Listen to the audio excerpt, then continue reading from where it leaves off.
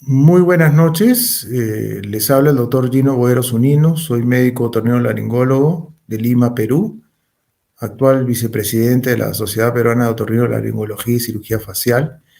Vamos a compartir hoy día un tema sumamente interesante debido a que es motivo de consulta frecuente y a partir de la década del 70 ha venido siendo cada vez más un problema prevalente de salud. Es el caso de la rinitis alérgica o rinosinusitis alérgica. Esta rinosinusitis alérgica, llamada así porque involucra no solamente pues, a la nariz, sino también a las cavidades nasosinusales, va a ser definida clínicamente como un desorden sintomático de la nariz inducido por una reacción inflamatoria mediada por inmunoglobulina E, después de que ha habido una exposición de la mucosa nasal a un alergeno en un individuo sensibilizado. Esta enfermedad, esta rinitis alérgica no controlada, tiene un profundo impacto en la calidad de vida de los pacientes, causando trastornos del sueño, problemas emocionales y limitaciones en la vida diaria y funcionamiento social. La prevalencia varía del 10 al 40% y va a depender mucho del área geográfica, siendo la incidencia bastante más alta en la población infantil. El mecanismo inmunológico involucrado en esta enfermedad alérgica va a ser, como les había mencionado, la sensibilización previa de la mucosa nasal. Tiene que estar en contacto con un alergeno que va a estar a su vez en relación a una célula presentadora del antígeno y va a seguir el canal TH2, ¿no? Y en una segunda exposición ya estas células van a estar sensibilizadas, es decir, que van a tener receptores que van a permitir la adherencia del alergeno, ¿no? Y esta célula ya sensibilizada en esta reexposición va a generar una serie de mediadores que terminan produciendo los efectos clínicos tanto en el asma, rinitis y la urticaria, ¿no? Que siguen una vía común. ¿Cómo podemos clasificar la rinitis? Se puede clasificar como infecciosa, ya sea viral, bacteriana, micótica a veces, alérgica, intermitente, persistente. Hay rinitis ocupacional, vasomotora, que se suele ver en las personas mayores, gestacional, inducida por drogas, la reacción de intolerancia a la aspirina es muy frecuente, hormonal, el síndrome de Nares, ¿no? Que es la rinitis no alérgica con hipereosinofilia. Podemos ver rinitis asociada a irritantes, comida, emocional.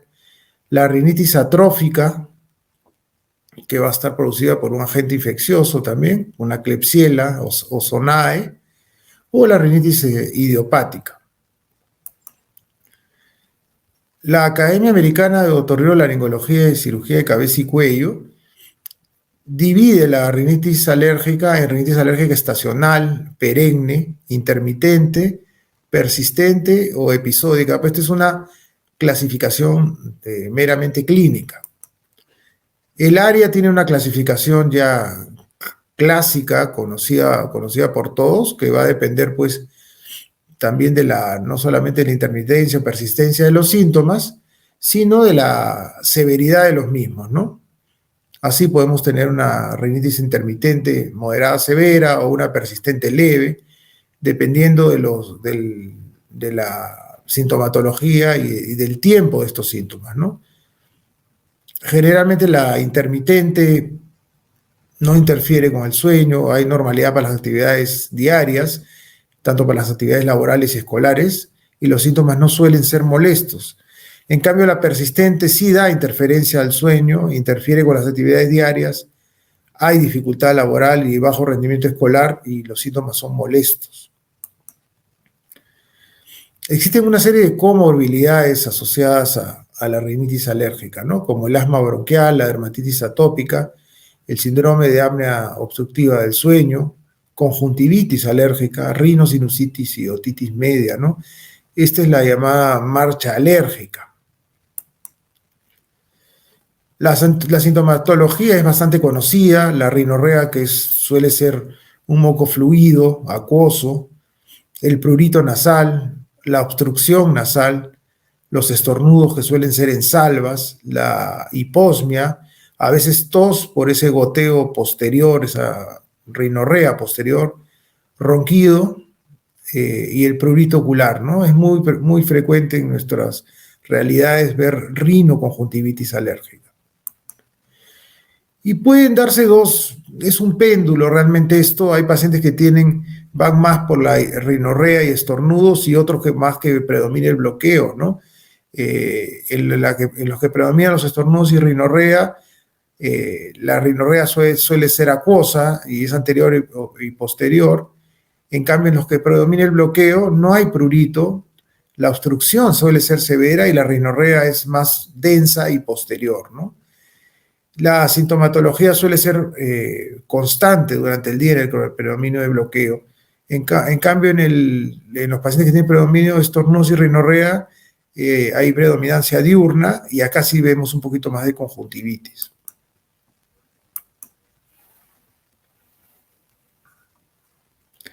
Entonces solemos apreciar ectoscópicamente al paciente, vemos que es un paciente típico con una facies de respirador oral, la cara alargada, el labio vertido, ¿no? Podemos ver retrognatia también, como en esta foto. Y cuando hacemos la rinoscopía, vemos edema en la mucosa, generalmente es violácea, pálida, ¿no? Y eventualmente se pueden ver incluso degeneración polipoidea, ¿no? Las ojeras alérgicas son bien frecuentes y el pliegue nasal también. Entonces, fuera de los criterios clínicos, ¿qué otros medios tenemos para poder hacer el diagnóstico, ¿no? En algunos casos seleccionados, no en todos, podemos recurrir a la citología nasal, que es muy rápido el examen, es una muestra de la mucosa nasal, y lo que vamos a buscar, o lo que se busca en el laboratorio, es la presencia de eosinófilos, ¿no? Cuando hay más de 10%, se sugiere que puede ser una rinitis alérgica o un ARES, que también tiene esta característica, ¿no? Hipereosinofilia en la secreción nasal. Si se encuentran escasos o ausentes, no se descarta la rinitis alérgica porque las infecciones pueden disminuir su número. Después tenemos un test in vitro, ¿no? Que es el test de inmunoabsorción, en la cual el antígeno se liga a una fase sólida, se incuba en suero, y luego un anticuerpo anti-inmunoglobulina E humana es etiquetado e incubado en la fase sólida, ¿no? Va a haber una ligación de este anticuerpo, de este antígeno específico, perdón, al anticuerpo, y esto se va a titular en unidades RAST, que van de 0 a 4, ¿no? Es el que usualmente son inmunoglobulinas específicas y que lo tenemos a disposición en el laboratorio. Otro examen de laboratorio que puede ser de utilidad, pero no es definitivo, es el dosaje de inmunoglobulina sérica total, ¿no? Estas concentraciones tienden a ser mayores en pacientes alérgicos que no alérgicos, pero puede haber una superposición grande en niveles de inmunoglobulina E que limitan su valor diagnóstico. Hay un trabajo de Klink en el año 90, en el cual se evaluaron 2.657 pacientes, y se determinó que no hay un nivel sérico específico que pueda diferenciar a los alérgicos de los no alérgicos, ¿no? Pero es un valor más que podemos tener en cuenta y es bastante útil cuando hay aspergilosis alérgica broncopulmonar o su análogo en la nariz que se llama sinusitis alérgica fúngica, que cursan con valores bastante altos de inmunoglobulina E sérica. Por otro lado, tenemos los test dérmicos que tienen cierta ventaja, como mayor sensibilidad, resultados son muy rápidos, en minutos, una mejor selección de pacientes, ¿no? Hay una mejor selección de alergenos, hay un equipamiento mínimo, y estos los pedimos generalmente cuando hay fracaso con los tratamientos convencionales, cuando ya estamos pensando en la posibilidad de hacer un tratamiento de inmunoterapia. Entonces, dentro de los cutáneos tenemos el prick test y el scratch test, que son epicutáneos realmente. El procedimiento es sencillo, se limpia la piel con alcohol y se marca con tinta las localizaciones. Se aplica una gota de antígeno, 1 al 20 o ya uno estandarizado, y es introducida en la piel por punción superficial, ¿no? La respuesta se ve a los 10 minutos. Se ve si es positiva, si es mayor o igual a 3 milímetros. Permite iniciar inmunoterapia, pero con concentraciones muy bajas.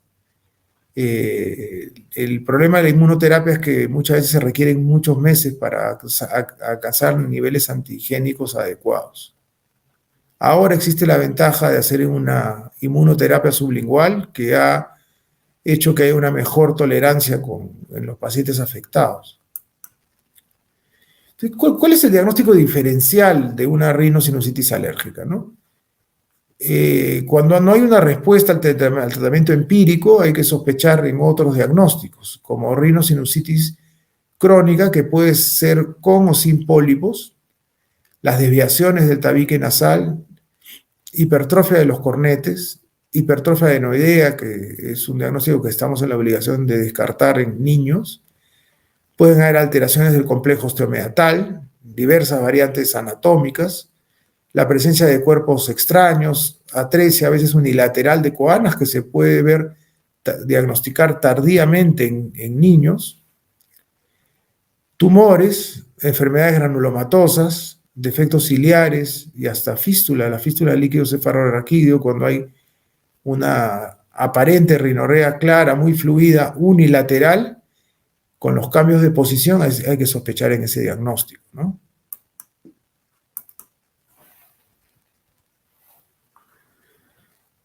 Entonces vemos en el diagnóstico diferencial que pueden haber tumores, ¿no? Este es el caso de un tumor sangrante nasal que es frecuente en niños varones, que es el nasoangioperinoma juvenil. Más frecuentemente la presencia de hipertrofia adenoidea, que es una hipertrofia adenoidea grado 4, que produce retención de secreciones y obstrucción nasal importante.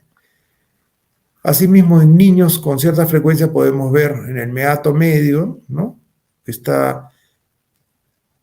esta situación, la impactación de cuerpos extraños pueden ser causantes de sinusitis, ¿no? Y las rinosinusitis agudas, que también en algunas oportunidades se pueden confundir con una rinitis alérgica. Una vez hecho el diagnóstico, vamos a ver que hay una serie de variables en la terapéutica, ¿no?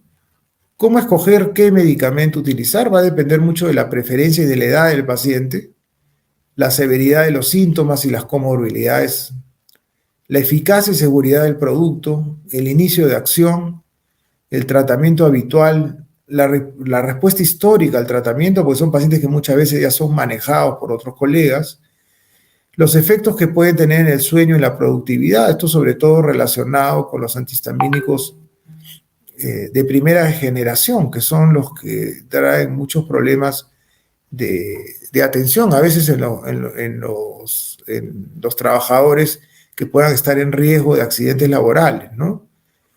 Ciertas estrategias de automanejo y el uso de recursos en nuestro medio, pues tenemos que también a veces priorizar los costos de los medicamentos porque esta es una enfermedad crónica con exacerbaciones, pero que usualmente requiere de tratamientos prolongados.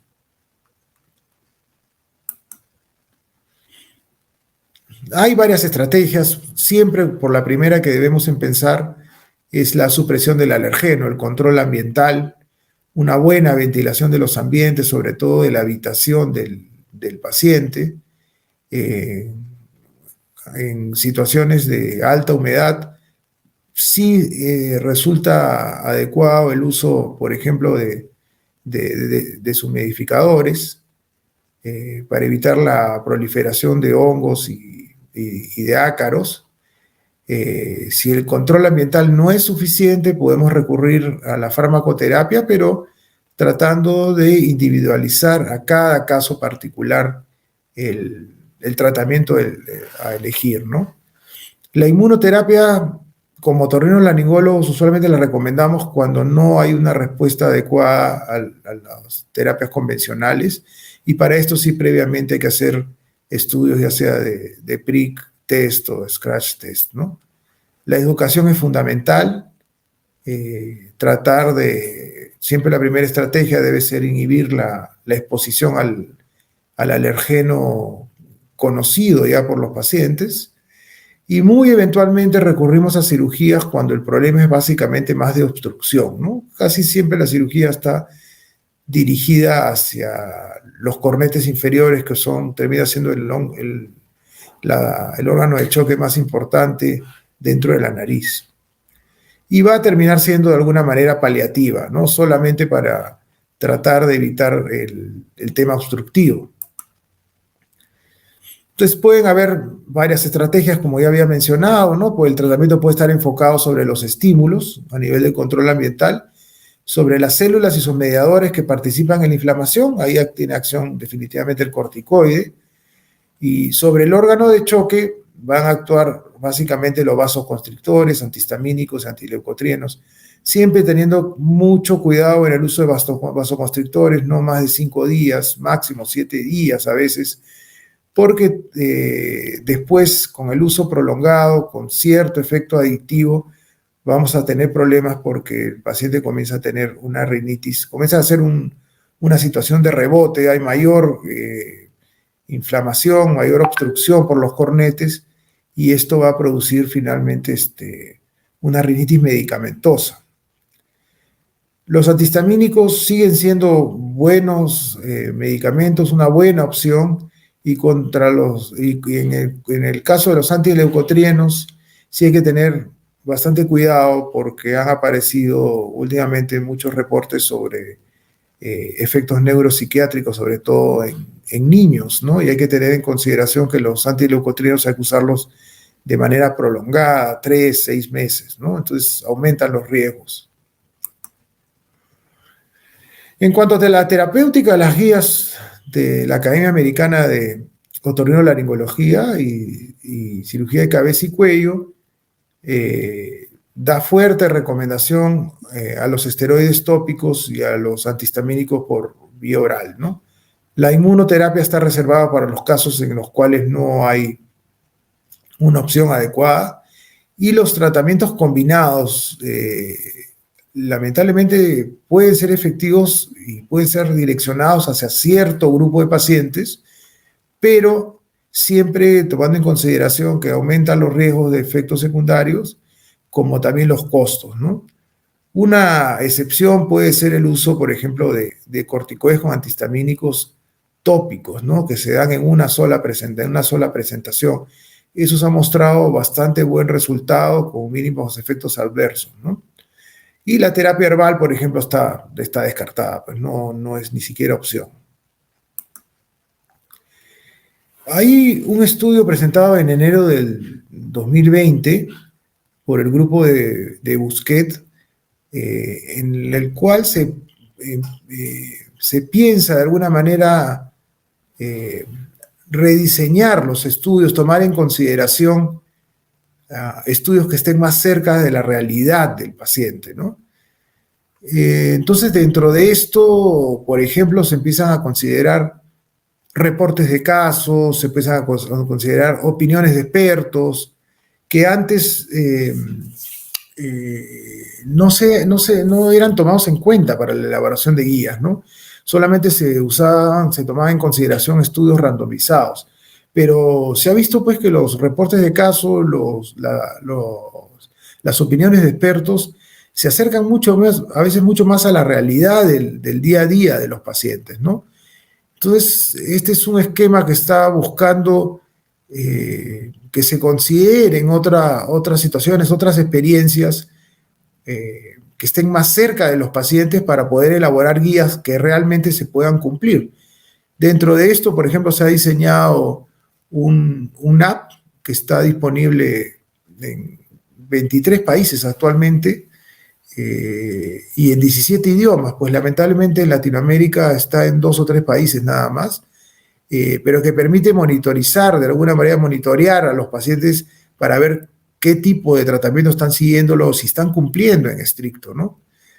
Ese es el app, se llama Mask Air y ha dado luces de muchas realidades que a veces permanecen ajenas al médico tratante. Entonces, de acuerdo a este contexto, hay dos posibilidades, ¿no? El control del paciente sintomático, pero que no ha sido tratado, ¿no? Que llega por primera vez al consultorio, y el inicio del tratamiento va a depender de una escala analógica visual que está incluida dentro de este dispositivo, ¿no? Entonces vamos a ver, de acuerdo a la severidad de los síntomas, con qué tipo de medicación se inicia, ¿no? Dependiendo de esto y dependiendo de la respuesta al tratamiento, el paciente es reevaluado y se vuelve a hacer una evaluación de la escala analógica visual, y dependiendo de esto se ve si se recurre a tratamientos combinados, o si no hay una respuesta adecuada ya se pasa a la posibilidad de inmunoterapia, en este caso sublingual, que es la que está teniendo más popularidad ahora. Si el paciente ha sido tratado y persiste sintomático, entonces hay un escalamiento en las posibilidades de terapéutica. Por ejemplo, acá sí ya se consideran utilizar, por ejemplo, los corticoides tópicos nasales siempre como la medicación que va teniendo mayor impacto, y en algunos casos asociada a celastina, ¿no? Que es el antihistamínico tópico de más uso, ¿no? E incluso a veces antihistamínicos H1, ¿no? Cuando ya el caso es más severo, prácticamente se recurre a la combinación de corticoide tópico nasal con acelastina, ¿no? Pero siempre con reevaluaciones, y en el caso de fracaso siempre considerar la posibilidad de inmunoterapia. Pero hay que aclararle al paciente de que esto va a ser un tratamiento prolongado, que por lo menos van a tener que ser 2 años. En cuanto a los corticoides tópicos nasales, solamente quisiera poner este slide, porque es el medicamento que va a tener mayor utilización. Siempre tenemos que tener un diagnóstico adecuado, descartar otros causas de obstrucción, para poder seleccionar un medicamento adecuado con una dosis de carga inicial, y después hay que tratar de minimizar la dosis efectiva, ¿no? Y siempre consideraron en el paciente que tiene que tener una técnica de aplicación adecuada. Se debe hacer una evaluación periódica de la mucosa nasal para evitar problemas como sangrado, por ejemplo, que suele ser el efecto adverso más frecuente, que es por mala técnica a la hora de aplicar el spray, ¿no? Y tener en consideración la velocidad de crecimiento en niños, sobre todo en aquellos niños, por ejemplo, asmáticos, que usan corticoides por otras vías. Si bien los corticoides tópicos nasales son bastante seguros, hay que tener siempre un ojo ahí vigilante cuando el niño recibe corticoides por otras vías, ya sea inhalados o por vía oral. Una última opción que ya les había mencionado es el tratamiento quirúrgico, ¿no? Se pueden hacer, de esto se ha probado mucho, ¿no? Inicialmente se hacía luxación de los cornetes inferiores, a veces asociado a la adenoidectomía en niños, ¿no? Electrocauterización, que es algo que ya no se usa más porque producía demasiadas costras, podría traer incluso una rinitis atrófica, ¿no? Y la turbinoplastía, que es lo más usado ahora, es con métodos ya sea de radiofrecuencia, coblation o el láser en algunos casos, y crioterapia son procedimientos que se pueden hacer en el consultorio. Y pueden haber resecciones parciales que hay que tratar de hacerlas submucosas, endoscópicas, pero conservando sobre todo la parte posterior del cornete, para no llegar a tener un problema de síndrome de nariz vacía, que incluso se puede ver en algunas técnicas conservadoras, ¿no? Entonces, el enfoque tiene que ser, como repito, direccionado individualmente a la realidad de cada paciente, y lo ideal es que a nuestros medios pues, puedan llegar en algún momento estas aplicaciones fáciles de descargar del celular, para poder monitorizar a nuestros pacientes, porque son pacientes crónicos, y uno tiene que estar encima del tratamiento para minimizar riesgos y minimizar complicaciones. Esto es lo que tenía preparado para hoy. Buenas noches y muchas gracias por su atención.